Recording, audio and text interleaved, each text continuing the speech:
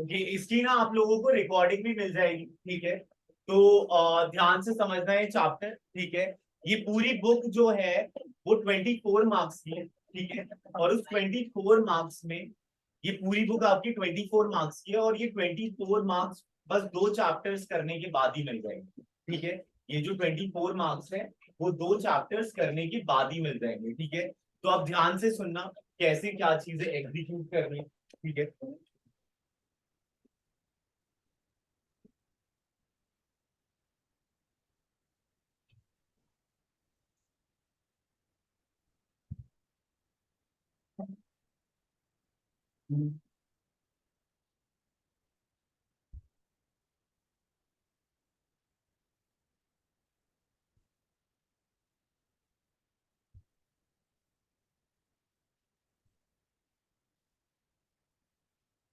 Okay, start करते हैं।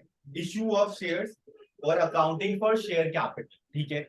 Okay, company का मतलब है जो या तो इस कंपनी एक्ट में रजिस्टर्ड है या फिर किसी प्रीवियस कंपनी एक्ट में रजिस्टर्ड है।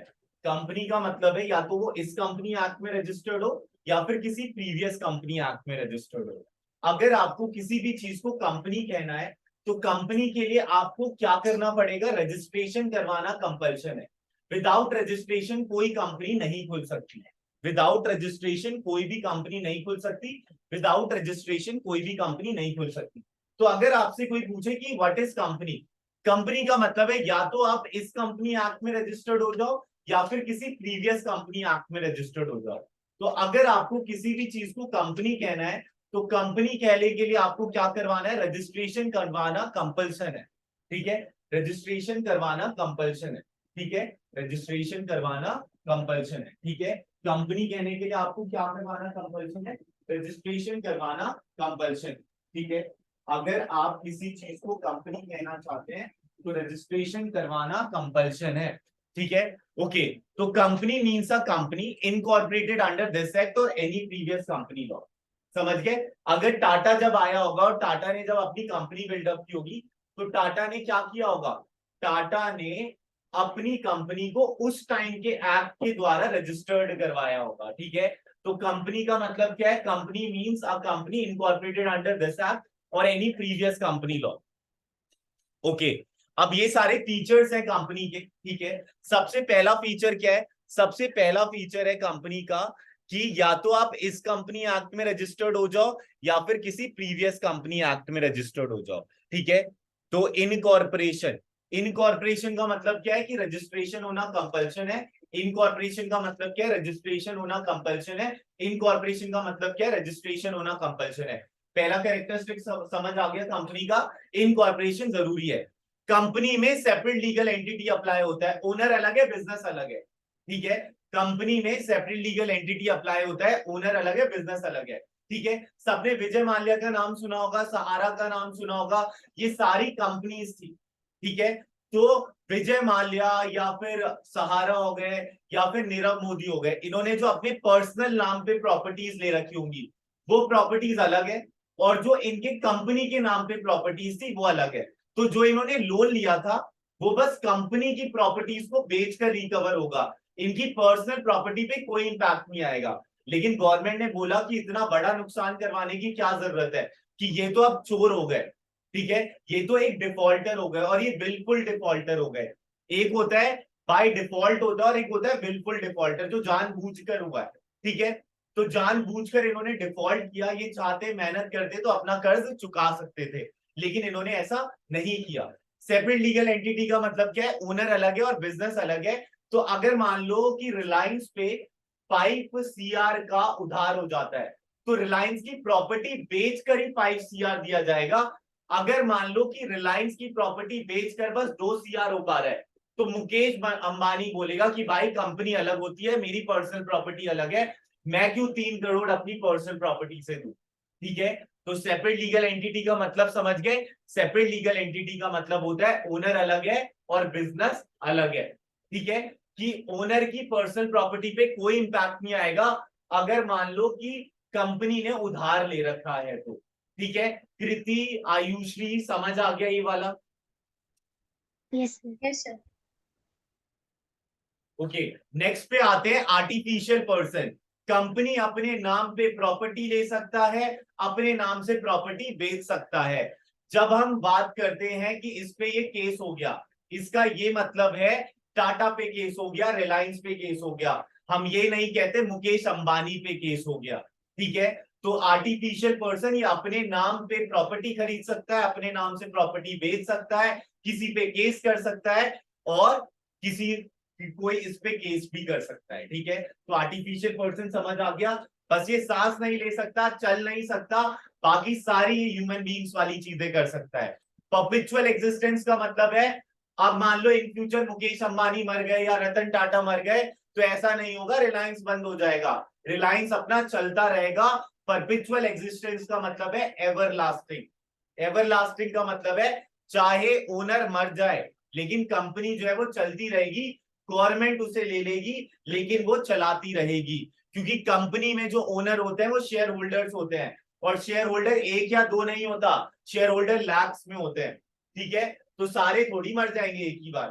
ठीक है, तो परपेचुअल एग्जिस्टेंस का मतलब क्या है, चाहे ओनर मर जाए, चाहे ओनर को दौरे पड़ जाए, चाहे ओनर को कुछ भी हो जाए, वो मैटर नहीं करता, कंपनी अपनी चलती रहेगी। लिमिटेड लाइबिलिटी का मतलब है, अगर मान लो आपने 100 रुपए का शेयर लिया है तो आप 100 रुपए तक के ही लाइबल हो, उसके बियॉन्ड लाइबल नहीं हो। ठीक है, कंपनी में जो आपकी लाइबिलिटी होती है वो लिमिटेड होती है।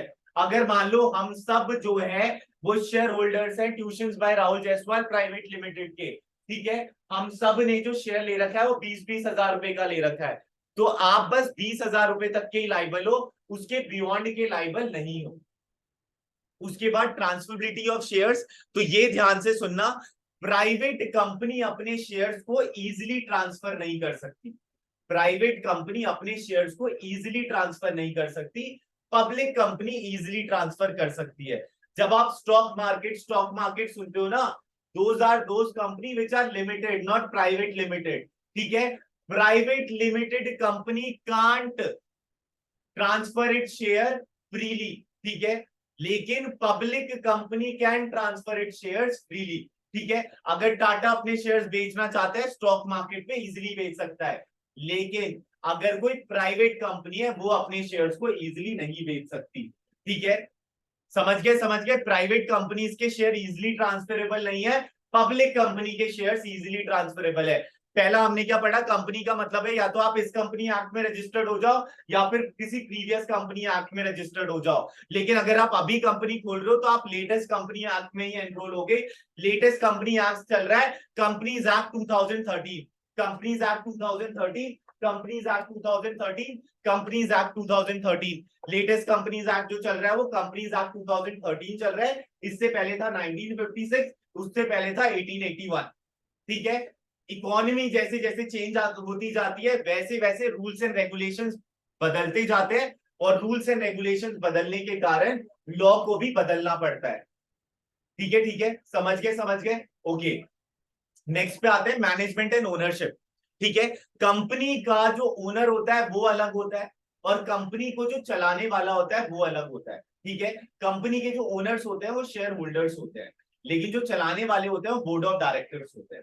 ठीक है, बोर्ड ऑफ डायरेक्टर्स, और डायरेक्टर्स के भी अलग अलग टाइप है, executive director, non executive director, independent director, ठीक है, वुमेन डायरेक्टर। ठीक है, बहुत अलग अलग टाइप ऑफ डायरेक्टर्स होते हैं, सबकी लिमिटेशंस है, सबके एडवांटेजेस है। ठीक है, मैनेजर के कंपनसेशन क्या डिसाइड होगा, देखो कंपनी एक आर्टिफिशियल पर्सन है, अब आर्टिफिशियल पर्सन है तो अपने दिमाग से तो सोच नहीं सकता, इसलिए लॉ ने ना उसे बोल रखा है कि भाई अगर ये सिनेरियो अराइज हुआ तो तुझे ऐसा करना है, अगर ये सिनेरियो अराइज हुआ तो ऐसा करना है। और उसके लिए कॉर्पोरेट लॉयर्स होते हैं जो सेक्शंस बताते हैं कि section 158 deals with this act. ठीक है, you are in this situation, फिर जज डिसाइड करता है, इसके जो कोर्ट्स भी होते हैं वो अलग होते हैं, एनसीएलटी कहते हैं इनके कोर्ट्स को। ठीक है, समझ गए। ट्रांसफरेबिलिटी ऑफ शेयर्स में क्या था, जो प्राइवेट कंपनीज है उसके शेयर इजीली ट्रांसफरेबल नहीं है, लेकिन जो पब्लिक कंपनी है उसके शेयर इजीली ट्रांसफरेबल है। इसके मैनेजर्स जो होते हैं वो बोर्ड ऑफ डायरेक्टर्स होते हैं, जो ओनर्स होते हैं वो शेयर होल्डर्स होते हैं। कॉमन सील, कंपनी का अपना एक स्टैंप होता है, टाटा का अपना एक स्टैंप होगा, रिलायंस का अपना एक स्टैंप होगा, एचडीएफसी बैंक का अपना एक स्टैंप होगा, हर कंपनी का अपना स्टैंप होता है, ये स्टैंप इनका साइन होता है।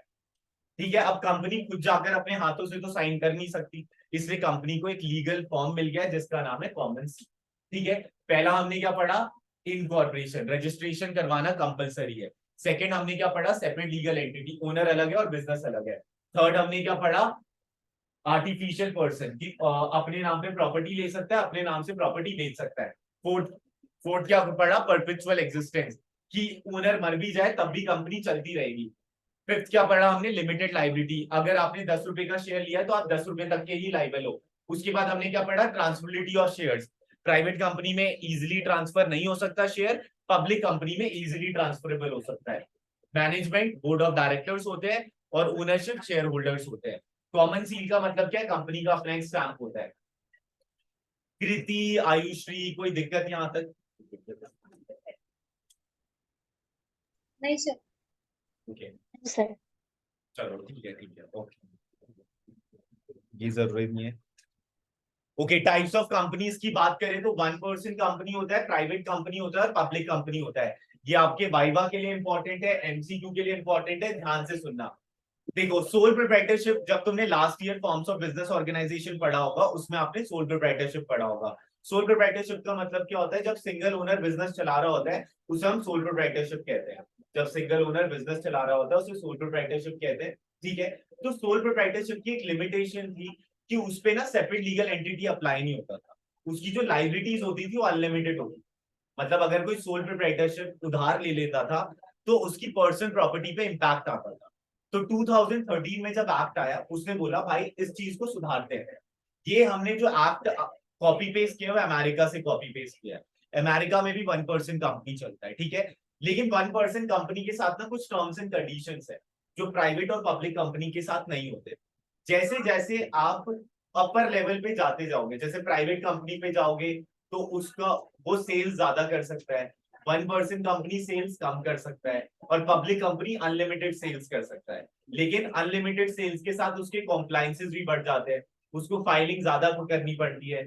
1% कंपनी को फाइलिंग कम करनी पड़ती है, प्राइवेट कंपनी को उससे ज्यादा करनी पड़ती है और पब्लिक कंपनी को और उससे ज्यादा करनी पड़ती है। ठीक है, और सबके कॉस्ट स्ट्रक्चर भी अलग अलग है। ठीक है, अब 1% कंपनी के साथ टर्म्स एंड कंडीशन ये है, 1% कंपनी वही बंदा खोल सकता है जो इंडियन सिटीजन है, क्योंकि हम इंडिया में रह रहे हैं, इंडिया का लॉ है। ठीक है, तो 1% कंपनी खोलने के लिए आपको इंडियन सिटीजन होना पड़ेगा। इंडियन सिटीजन का मतलब क्या है कि आपका बॉर्न जो है वो इंडियन लैंड में होना चाहिए, तभी आप 1% कंपनी खोल सकते हैं। ये पहला रूल हो गया। ठीक है, 1% company means a company which has only 1% as a member. ठीक है, कोई भी अब टाटा कहकर टाटा अपने नाम पे 1% कंपनी नहीं खोल सकता।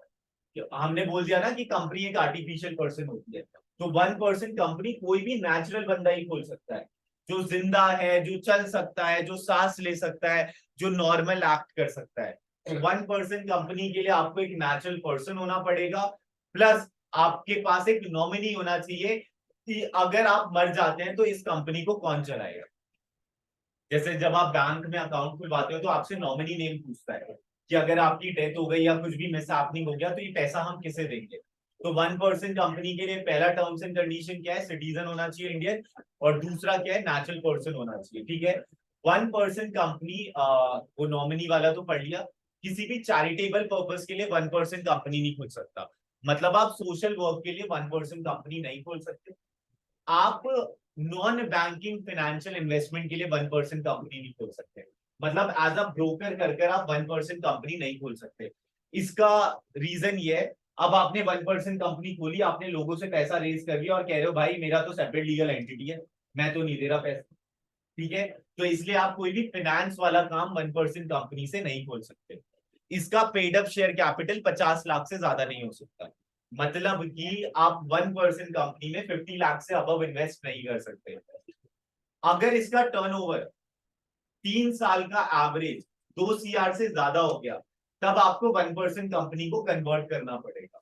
ठीक है, तो it's average annual turnover of 3 years should not exceed 2 CR।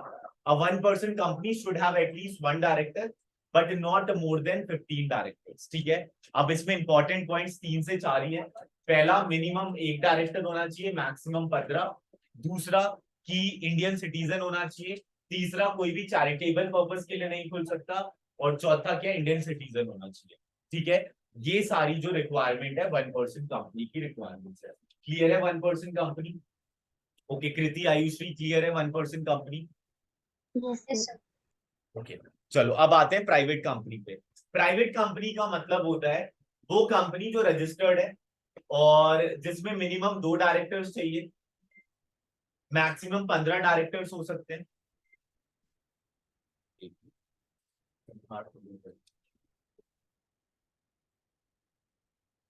एक मिनट, एक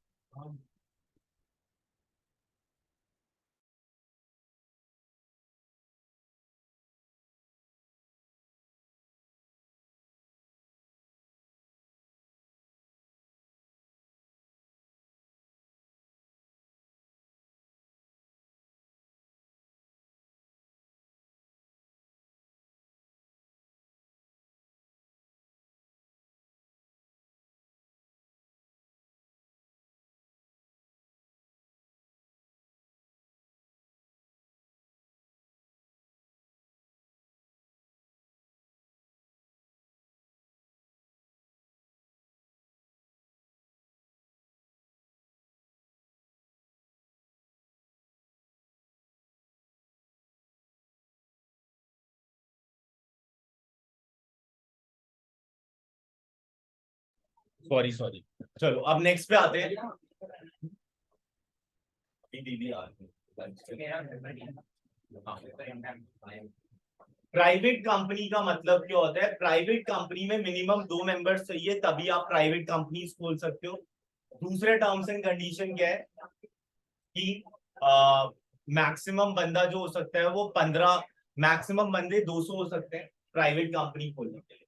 ठीक है, उस कंपनी को खोलने के लिए आपके, जैसे कि मान लो मैंने कहा कि मिनिमम 2 बंदे, मैक्सिमम 200, तो मैक्सिमम 200 में आप पास्ट और प्रेजेंट के एम्प्लॉयज को इंक्लूड नहीं करोगे। मतलब अगर आपने किसी पास्ट एम्प्लॉयज को शेयर होल्डिंग दे रखी है या प्रेजेंट एम्प्लॉयज को शेयर होल्डिंग दे रखी है तो वो उस 200 में काउंट नहीं हो। ठीक है, तो restrict the rights to transfer its shares if any, except in case of 1% company, limits the number of its member excluding its present or past employee member to 200, prohibits any invitation to public to subscribe for any securities of the company। मतलब ये easily transferable नहीं होता। समझ गए? Minimum 2 members, maximum 200, excluding present और past employees. ठीक है, excluding present और पास्ट एम्प्लॉयज।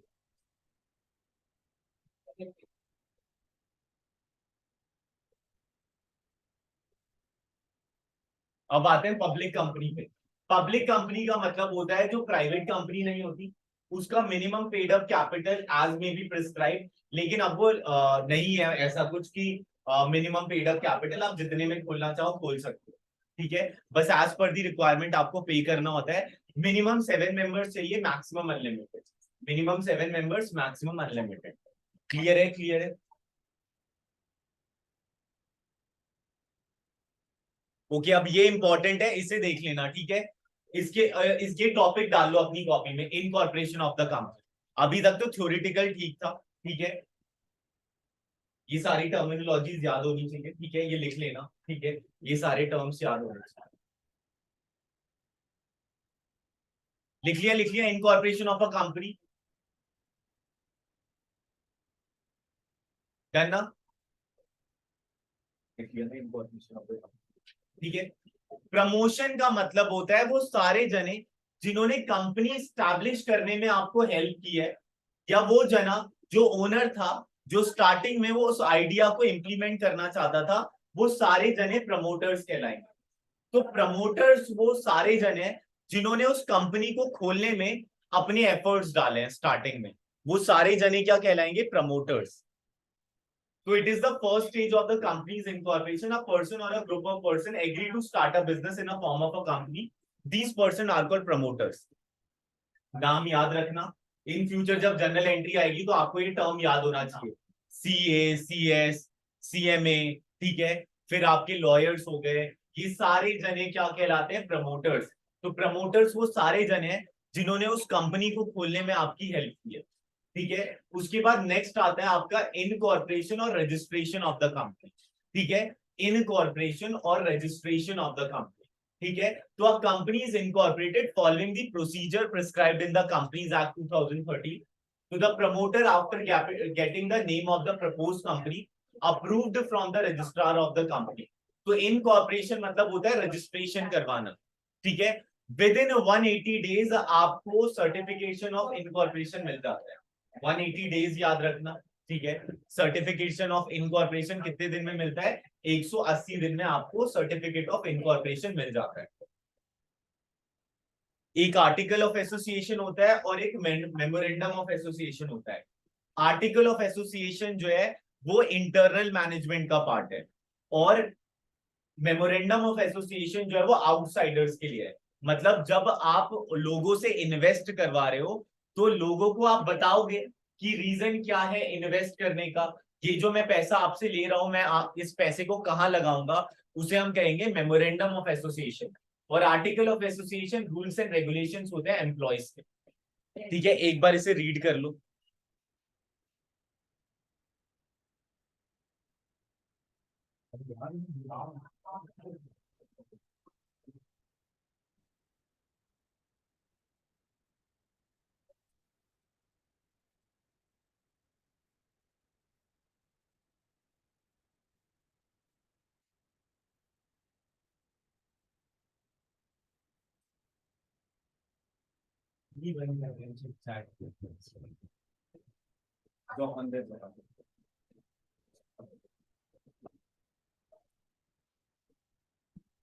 पढ़ लिया ये पॉइंट पढ़ लिया आपने? इनकॉर्पोरेशन पढ़ लिया ना? पढ़ लिया। प्रमोटर्स पता चल गया वो कौन होते हैं। डन डन, कृति आयुश्री डन। Yes sir. एक जगह ना नोट डाउन करते जाना। ठीक है, चलो अब नेक्स्ट पे आते हैं। Capital subscription. अच्छा, वो लिख लेना कमेंसमेंट ऑफ बिजनेस मिल जाता है 180 डेज। ठीक है, commencement of business, commencement of business का सर्टिफिकेट मिल जाता है 180 डेज। ठीक है, ओके। हाँ, अब कैपिटल सब्सक्रिप्शन याद रखना, मिनिमम 90% सब्सक्रिप्शन होना कंपल्सन है। मिनिमम 90% मतलब अगर मान लो किसी कंपनी ने, अब जो भी कंपनी की बात होगी वो पब्लिक कंपनी है, अब जो भी कंपनी की बात होगी वो पब्लिक कंपनी है जो स्टॉक मार्केट में रजिस्टर्ड है। अगर मान लो किसी कंपनी ने 1000 शेयर्स इशू किए तो 90% सब्सक्रिप्शन होना कंपल्सन है। अगर 90% सब्सक्रिप्शन नहीं होता तो विद इन 15 डेज पैसा वापस करना होता है। 90% सब्सक्रिप्शन का मतलब क्या है? जब भी आप नंबर ऑफ शेयर्स आप गिनोगे, मान लो कि आपने 1000 शेयर्स इशू किए तो 900 सब्सक्राइब होना कंपल्शन है। अगर 900 सब्सक्राइब नहीं हुआ, ये क्या इंडिकेट कर रहा है कि आपका मिनिमम सब्सक्रिप्शन नहीं हुआ और आपको पैसा विद इन 15 डेज वापस करना होगा। ठीक है, तो 90% सब्सक्रिप्शन होना कंपल्शन है। 90% सब्सक्रिप्शन होना कंपल्शन है। 90% सब्सक्रिप्शन होना कंपल्शन। ठीक है, आयुश्री समझ गए? Yes sir. ओके, अब लिखो topic preliminary expenses. Preliminary expenses का मतलब होता है जब शेयर्स और डिबेंचर्स इशू करते टाइम जो आपका खर्चा आता है उसे हम कहते हैं प्रीलिमिनरी एक्सपेंसेस। प्रीलिमिनरी एक्सपेंसेस का मतलब होता है जब शेयर्स और डिबेंचर्स, जब आप सीए सीएस इन सबको जब आप खर्चा करते हो ना उनपे, तो वो प्रीलिमिनरी एक्सपेंसेस कहलाता है। ठीक है, लिख लेना ये कि प्रीलिमिनरी एक्सपेंसेस होते क्या है। Primary expenses are the expenses incurred for the incorporating the company, such as registration fees, legal expenses, preparation of project report, public issue expenses, etc.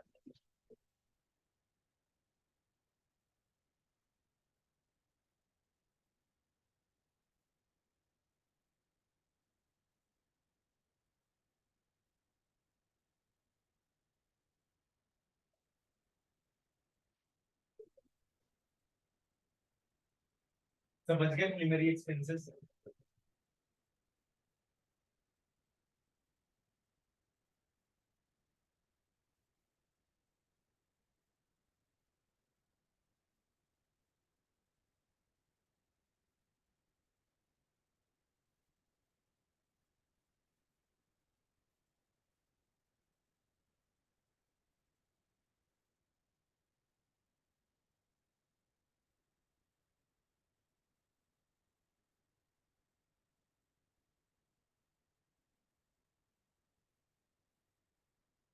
जब पेपर हार्ड बनेगा तो कुछ ऐसी चीजें आएंगी, ठीक है, तो वो मैं बता रहा हूँ।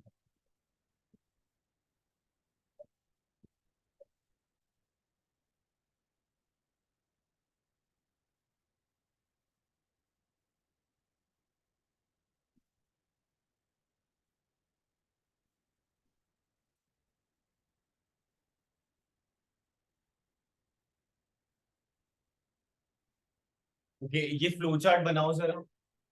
Authorise share capital, issued capital, unissued capital, subscribe capital, subscribed and fully paid up, subscribe but not fully paid.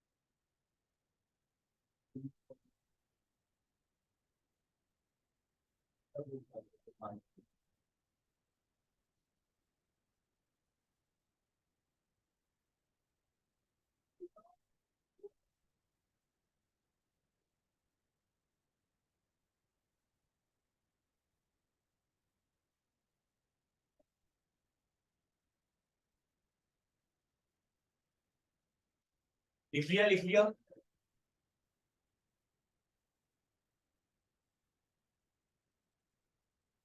Done, लिख लिया ना? Ayushree, Kriti, Yes, sir. Yes, sir. लिख लिया। हाँ, अब ध्यान से सुनना। ऑथराइज शेयर कैपिटल का मतलब क्या होता है? जब भी ना कंपनी को पैसों की जरूरत होती है, फॉर एग्जाम्पल टाटा मान लो कि अपना बिहार में एक प्लांट लगाने वाला है, उस प्लांट के लिए टाटा को 2 CR की रिक्वायरमेंट है, तो वो मेमोरेंडम ऑफ एसोसिएशन में लिखेगा कि भाई हम फैक्ट्री खोल रहे हैं, हम वहां पर प्लांट लगाने वाले हैं, हमारी जो रिक्वायरमेंट है 2 करोड़ रुपीस की है, जो जो बंदा इन्वेस्ट करना चाहता है कर सकता है। लेकिन उससे पहले ना उसे रजिस्ट्रार ऑफिस जाना पड़ेगा, और रजिस्ट्रार ऑफिस में जाकर अपने ऑब्जेक्टिव को बताना पड़ेगा कि हम फैक्ट्री खोलना चाहते हैं, हम पब्लिक से पैसा रेज करना चाहते हैं, आप हमें लीगल अथॉरिटी दे दो कि हम इंडिया के सिटीजन से पैसा रेज कर सकते हैं। अब जब वो गए रजिस्ट्रार ऑफिस, तो रजिस्ट्रार ऑफिस ने बोला टाटा जी आपको बस 1.5 करोड़ ही सेंशन हो सकता है, उसके बियॉन्ड सेंशन नहीं हो सकता, इस प्लांट लगाने के लिए आपको 1.5 करोड़ ही आप पब्लिक से ले सकते हो, उसके बियॉन्ड नहीं ले सकते, और पर शेयर का दाम 20 रुपए से ज्यादा नहीं हो सकता। ठीक है, तो ऑथराइज उसे कितना हुआ? ऑथराइज शेयर कैपिटल 1.5 करोड़ रुपए। ठीक है, ऑथराइज शेयर कैपिटल का मतलब क्या होता है? मैक्सिमम कितना वो पब्लिक से रेज कर सकता है। तो ऑथराइज शेयर कैपिटल का मतलब क्या होता है? मैक्सिमम अमाउंट को कितना पब्लिक से रेज कर सकता है। तो वहां पर ना ब्रैकेट में लिख दो maximum amount which a company can raise, authorise share capital. Authorise share capital का मतलब होता है मैक्सिमम अमाउंट कितना वो पब्लिक से रेज कर सकता है, उसे हम ऑथराइज शेयर कैपिटल कहते हैं।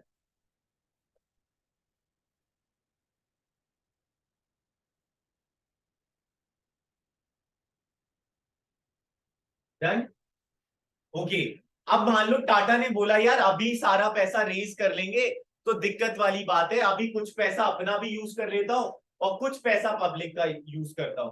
तो मान लो टाटा ने बस 1 करोड़ रुपए रेज किया, तो इशूड कैपिटल कितना हो गया? 1 करोड़। और अनइशूड कैपिटल कितना हो गया? 50 लाख। ठीक है, तो इशूड कैपिटल जो उन्होंने एक्चुअली में पब्लिक से रेज किया, और अनइशूड कैपिटल जो मैक्सिमम का लेफ्ट अमाउंट है। समझ गए? समझ गए Ayushree and Kriti? Yes, sir. Yes, sir. लिख लो, लिख लो जरा, ढंग से नोट्स बना लेना, ठीक है, इसी वीडियो में भी काम।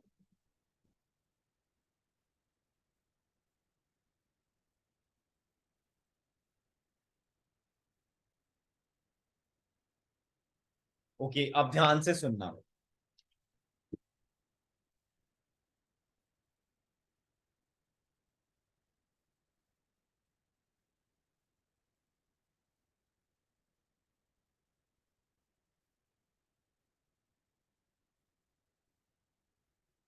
देखो सब्सक्राइब कैपिटल को दो में डिवाइड कर रखे हैं। सबसे पहला क्या आता है, subscribed and fully paid up. उससे पहले ना आपको दो टर्म्स का पता होने चाहिए। एक होता है पेड अप कैपिटल, लिख लेना अपनी कॉपी में साइड में, और एक होता है कॉल्ड अप कैपिटल।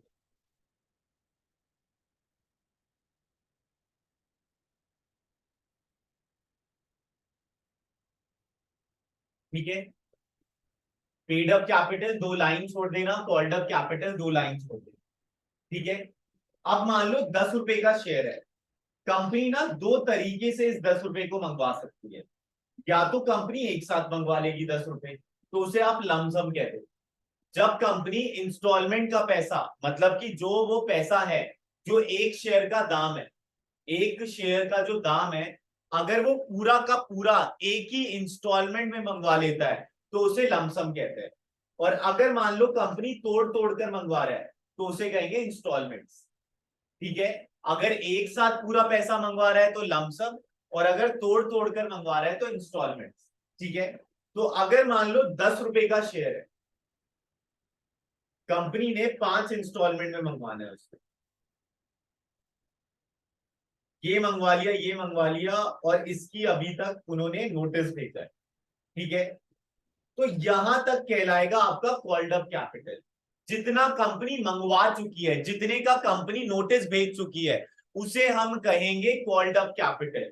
तो यहां पर 6 रुपए कॉल्ड अप कैपिटल है, और जितना पब्लिक दे चुका है वो पेड अप कैपिटल कहलाएगा। तो 4 रुपए पेड अप कैपिटल है और 6 रुपए क्या है, कॉल्ड अप कैपिटल है। कंपनी जितने का नोटिस भेज चुका है कि भाई लोग इतना पैसा दे दो, आपकी ये वाली इंस्टॉलमेंट की डेट आ गई है, उसे आप कहोगे कॉल्ड अप कैपिटल। और जितना पब्लिक ने एक्चुअली में दिया है उसे हम कहेंगे पेड अप कैपिटल। जितना कंपनी ने एक्चुअली में दिया है उसे हम कहेंगे पेड अप कैपिटल, और जितना कंपनी मंगवा चुका है उसे हम कहेंगे कॉल्ड अप कैपिटल। क्लियर है, कॉल्ड अप और पेड अप।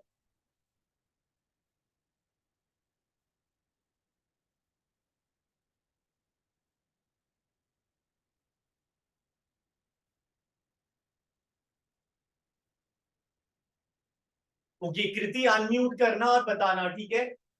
मान लो पब्लिक ने 3 रुपए दे दिए और कंपनी ने अभी 2 रुपए का नोटिस भेजा है, तो कॉल्ड अप कैपिटल कितना है? Sir 5। 5 rupees, very good. Ayushree paid up capital कितना है? सर 5। नहीं नहीं, पेड अप पब्लिक कितना दे चुका है? तो 10 सर 10। 3। जितना यस सर। जितना दे चुका है। अब आयुश्री अब बताना, इसका बस नोटिस गया है इस वाले का, और ये दे दिया है, तो पेड अप कैपिटल कितना है उसका? सर 8। नहीं नहीं आया, 5 होगा ना पेड अप कैपिटल। देखो, पेड अप कैपिटल वो अमाउंट है जो पब्लिक दे चुका है, तो जिसपे मैं टिक लगा रहा हूं ना वो पब्लिक दे चुका है। और जो मैंने ऐसे किया है ना, उसका मतलब क्या है कि अभी कंपनी ने मंगवाया है उसे। तो कॉल्ड अप कैपिटल हो जाएगा आपका 8, और पेड अप कैपिटल हो जाएगा आपका 5। ठीक है, अब आयुष्री मान लो 3 भी दे दिया, 2 भी दे दिया, 3 भी दे दिया, और 2 का अभी हमने नोटिस भेजा है, तो कॉल्ड अप कैपिटल कितना होगा? सर 2। कॉल्ड अप कैपिटल जितना कंपनी मंगवा सर चुका है उस 8। 10। ठीक है, जितना कंपनी मंगवा चुका है उसे कॉल्ड अप कैपिटल कहेंगे। और पेड अप कैपिटल कितना क्या है? जो वो दे चुका है। ठीक है, तो वो दे चुका है वो पेड अप कैपिटल है, और जो वो मंगवा रहा है वो क्या है, कॉल्ड अप कैपिटल। ठीक है, जितना वो अभी तक क्लियर है। आयुश्री कृति क्लियर है? क्लियर है, इसमें कुछ भी डाउट नहीं है। यस।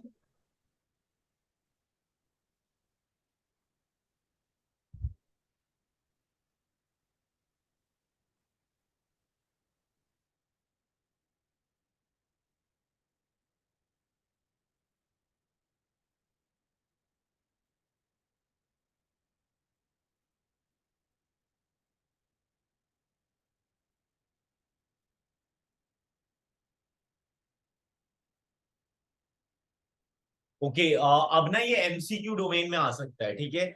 यहां से पढ़ना, the same with schedule bank as specified, the company has to get a minimum subscription within 120 days from the date of issue of the prospectus. मतलब कि अभी तक तो हमने ये पढ़ा था 90% सब्सक्रिप्शन सब्सक्राइब हो जाना चाहिए, लेकिन कितने दिन के अंदर 90% सब्सक्राइब हो जाना चाहिए? तो 120 डेज के अंदर अंदर आपका मिनिमम सब्सक्रिप्शन आ जाना चाहिए, ठीक है। लिख लो जरा, इशू ऑफ प्रोस्पेक्टस के 120 दिन के अंदर अंदर आपका मिनिमम सब्सक्रिप्शन आ जाना चाहिए। और अगर कंपनी फेल हो जाती है within the said period, the company can not proceed for the allotment of share and application money should be return within 130 days of the date of issue of the prospectus. मतलब कि 120 दिन उसने इंतजार किया और 10 दिन के अंदर उसे पैसा वापस कर दिया। 15 दिन तो है, 10 दिन और, मतलब कि अगर मान लो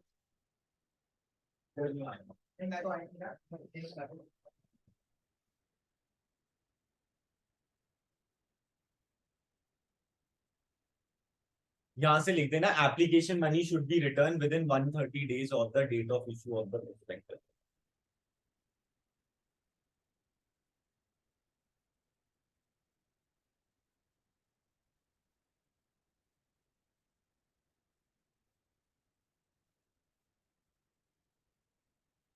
ठीक है, लिख लिया ना सबने? ये एमसीक्यू में आ सकता है, 1 मार्क्स दे सकता है बस सीधा। चलो अब नेक्स्ट पे आते हैं। लिख लिया ना Ayushree, Kriti? Yes, sir. Yes. अब नेक्स्ट पे आते हैं। The minimum amount that in the opinion of director must be raised to meet the, नहीं ये तो नहीं है कुछ, फिर ये वाला पढ़ना।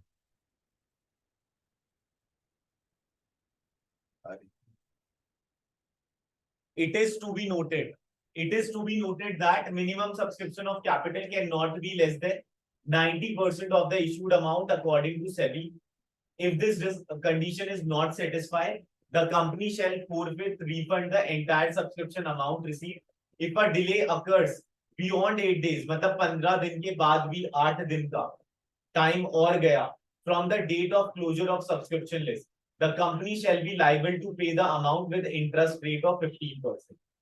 और पर एनम भी नहीं है, सीधा 15% चार्ज होता है। मतलब अगर 1000 किया है तो 150 रुपए मिलेगा, समझ गए? कुछ डे वे का नहीं है, ठीक है। तो if a delay occurs beyond 8 days, ठीक है, from the date of closure of subscription list, the company shall be liable to pay the amount with interest rate of 15%। लिख लो जरा ये आपको टीएस ग्रेवाल में नहीं मिलेगा। अरे मतलब 15 दिन का तुझे रिटर्न का टाइम दे दिया है, विद इन 15 डेज अगर तूने पैसा वापस नहीं किया और 8 दिन और डिले कर दिया तू, तो तुझे 15% एक्स्ट्रा देना पड़ेंगे जो भी उसने पैसा दिया है। अरे 130 डेज प्रोस्पेक्टस के इशू के, 15 डेज मिनिमम सब्सक्रिप्शन बंद होने के बाद।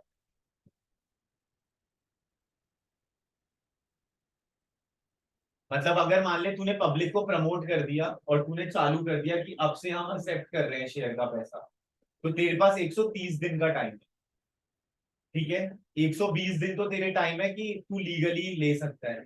120 दिन के अंदर तेरे मिनिमम सब्सक्रिप्शन नहीं आए तो 130 मतलब कि 10 दिन और लेकर तुझे पूरा पैसा वापस कर, 8 दिन का डिले करने के बाद, मतलब 1-2 दिन का तो डिले चलेगा। 8 दिन अगर तुमने प्रॉपर 24-24 घंटे डिले कर दिए, मतलब अगर तूने 15 और 8 कितने होते हैं, 23 होते हैं ना, अगर तूने 23 दिन लगा दिए रिफंड, तो फिर तुझे पैसा 15% के साथ देना पड़ेगा। कृति आयुश्री समझ आ गया? Yes, sir. Yes, sir.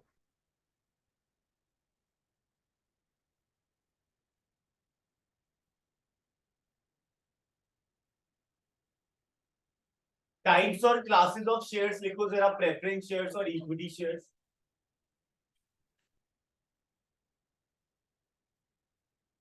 Okay, preference shares को वोटिंग राइट्स नहीं होते, ठीक है, और इक्विटी शेयर्स को वोटिंग राइट्स होते हैं, ठीक है। अब इसके टाइप्स और क्लासेस देख लेना जरा, बताता हूं मैं, ठीक है। बस मैं बोलता जाऊंगा, तुम उसे शॉर्ट फॉर्म में लिख देना, ठीक है। विद रेफरेंस टू डिविडेंड, इसे दो में डिवाइड कर रखा है, एक क्यूमुलेटिव और एक नॉन क्यूमुलेटिव। क्यूमुलेटिव में क्या होता है, अगर मान लो कि आपका ये चल रहा है 2022, 2022 में मान लो कि आपका लॉस हुआ और आप डिविडेंड नहीं दे पाए, शेयर पे जो रिवॉर्ड मिलता है उसे डिविडेंड कहते हैं। शेयर पे जो रिवॉर्ड मिलता है उसे डिविडेंड कहते हैं। तो अगर मान लो 2022 में आपका लॉस हुआ, उस लॉस के कारण आप डिविडेंड नहीं दे पाए, ठीक है, तो 2022 का डिविडेंड और 2023 का डिविडेंड, दोनों डिविडेंड को मिलाकर आपको 2023 में देना होगा। मतलब कि ऐसा नहीं हो सकता कि जिस साल प्रॉफिट नहीं हुआ उस साल आपको डिविडेंड नहीं मिले, मतलब उस साल का डिविडेंड अरियर्स बन जाएगा, आउटस्टैंडिंग बन जाएगा। तो उस साल का प्लस करंट ईयर का, दोनों का मिलाकर उस साल देना पड़ेगा जिस साल प्रॉफिट हुआ है, क्यूमुलेटिव में। और नॉन क्यूमुलेटिव में क्या होगा, जिस साल प्रॉफिट है उस साल दूंगा और जिस साल प्रॉफिट नहीं है उस साल नहीं दूंगा। समझ गए? फिर आते हैं with reference to participation in surplus.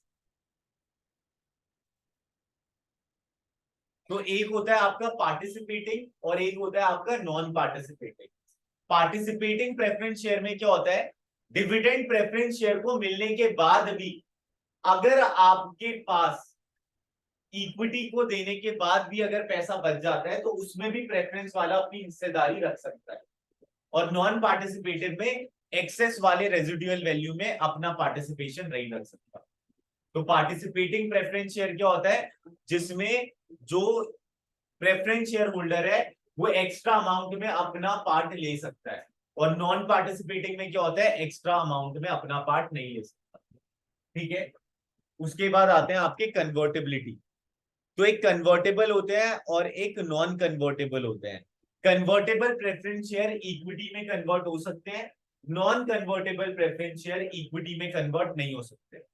Convertible preference share equity में कन्वर्ट हो सकते हैं, non convertible preference share equity में कन्वर्ट नहीं हो सकते, ठीक है। उसके बाद आता है रिडम्पशन। रिडम्पशन मतलब होता है कि जो भी अमाउंट इन्वेस्ट किया है वो वापस मिल जाना। तो रिडीमेबल प्रेफरेंस शेयर का मतलब होता है जिसका एक मैच्योरिटी पीरियड होता है, और इरिडीमेबल का मतलब होता है जिसका मैच्योरिटी पीरियड नहीं होता।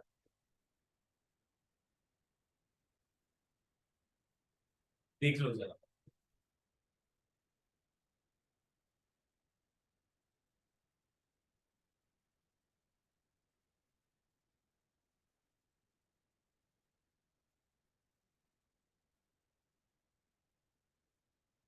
समझ गए? समझ गए? आ गया नहीं समझ?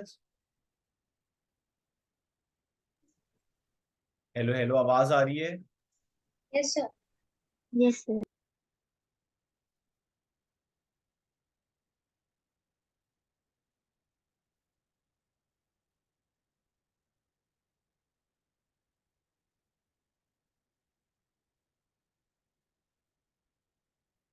ओके, 10 मिनट का ब्रेक है, 5 5 पे मिलते हैं, ठीक है। मैं आपको लिंक शेयर कर दूंगा, ठीक है।